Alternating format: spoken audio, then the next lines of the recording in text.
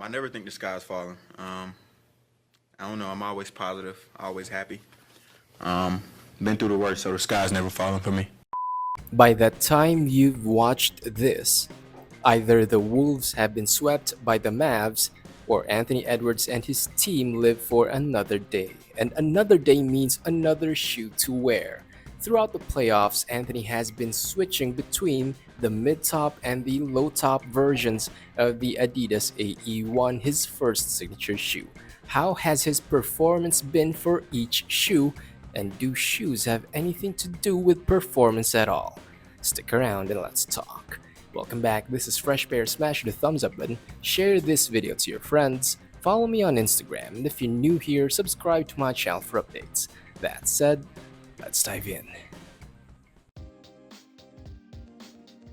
Anthony Edwards debuted the AE1 low against the Phoenix Suns in Game 1 of the first round of the playoffs.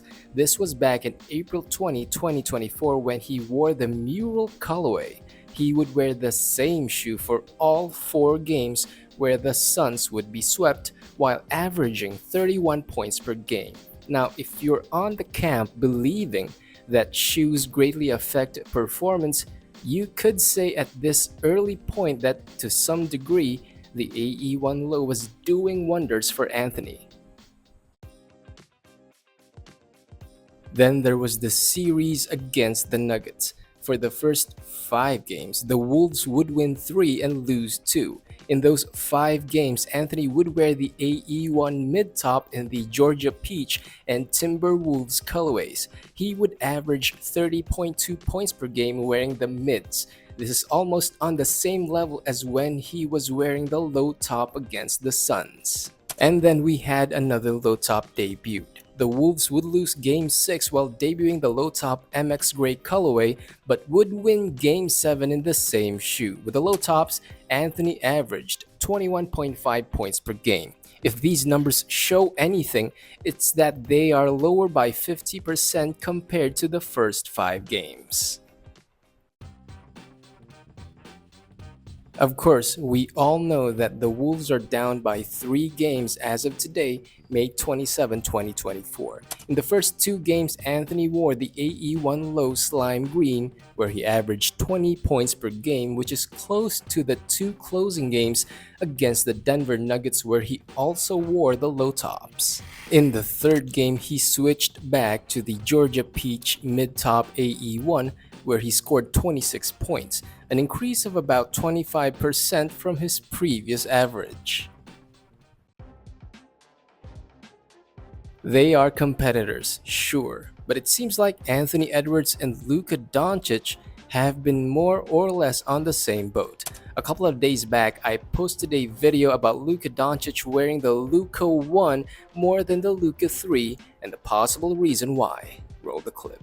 Think of it as being more comfortable wearing a pair of shoes for the longest time. You'd know its intricacies, the sensation of lacing up a pair that feels so familiar it's almost like second skin.